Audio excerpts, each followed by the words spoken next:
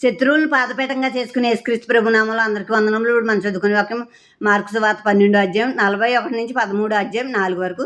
ఆయన కానుక పెట్టె ఎదుట కూర్చుండి జనసమూహం ఆ కానుక పెట్టెలో డబ్బులు వేడి చూసిచుండెను. ధనవంతులైన వారు అనేకులు అందులో విశేషంగా సొమ్ము వేయుచుండిరి.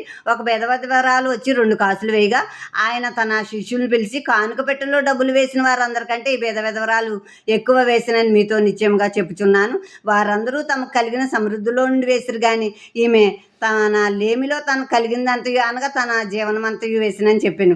ఆయన దేవాలయంలో నుండి వెళ్ళుచుండగా ఆయన శిష్యుల్లో ఒకడు బోధకుడా, ఈ రాళ్ళు ఎలాంటివో ఈ కట్టడములు ఎలాంటివో చూడమని ఆయనతో అనెను. అందుకేసి గొప్ప కట్టడములు చూచున్నావే, రాతి మీద రాయి ఒకటైనను ఇక్కడ నిలిచి ఉండకుండా పడద్రోయబడునని అతనితో చెప్పాను. ఆయన దేవాలయం ఎదుట ఒలీవల కొండ మీద కూర్చుని ఉండగా పేతురు, యాకోబు, యోహాను, అంద్రెయ అనువారు ఆయన్ను చూసి, ఇవి ఎప్పుడు జరుగును? ఇవన్నీ నెరవేరబోవు కాలమునకు ఏ గుర్తు కలుగును, అది మాతో చెప్పమని ఆయన్ని ఏకాంతమందు అడుగగా. ఇంకా ముందు వచనాలు చెప్పుకుందాం. ఇప్పుడు యేసుక్రీస్తు ప్రభు పాదాల కింద ఆయన శత్రువుల్ని పాదపీఠంగా ఉంచుతానంటున్నారు తండ్రి గారు. అప్పటిదాకా నువ్వు నా కుడి పార్శ్వం కూర్చో అని యేసుక్రీస్తు ప్రభుతో చెప్తున్నారు. ఇప్పుడు ఈ శాస్త్రులు పరిచయాలు ఉన్నారు కదా, వీళ్ళు నిలువుటంగీలు ధరించుకుంటారు. సంత వీధుల్లో ఆ విందుల్లో అగ్రస్థానాలు కోరుకుంటూ ఉంటారు.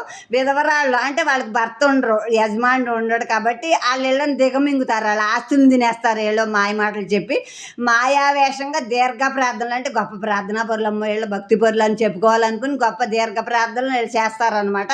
ఇటువంటి వారు మరీ విశేషంగా శిక్ష పొందుతారని చెప్తున్నారు యేసుక్రీస్తు ప్రభు. అటువంటి వాళ్ళందరూ శిక్ష దేవుని దగ్గర పొందుతారు. అమాయకులైన మనుషుల్ని మోసపుచ్చినా దేవుణ్ణి మోసపరచలేరు కనుక దేవుడు వారికి నిశ్చయంగా శిక్ష విధిస్తారు. అటువంటి పనులు చేసే వాళ్ళకి కానుక పెట్టిలో కానుకేస్తున్నారు. ధనవంతులు విస్తారంగా కానుకలు వేస్తున్నారు.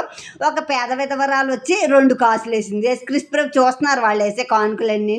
ఇప్పుడు శిష్యులు పిలిచి, ఇదిగో వీళ్ళు అందరు వేసిన కానుకల కంటే ఈ పేద విధవరాలు వేసిన 2 కాసులు ఎక్కువైంది. అంటే ఆమె జీవనం అంతా ఆమె లేమిలో వాళ్ళకు ఉన్న దాంట్లో ధనవంతులు వేశారు, ఈమెకి లేకపోయినా ఉన్న 2 కాసులు ఇక్కడ కానుకేసేసింది కనుక ఈమె జీవనం అంతా వేసేసింది అని చెప్తున్నా. అంటే పేద దూరాలు ఉన్నంతలో వేసింది.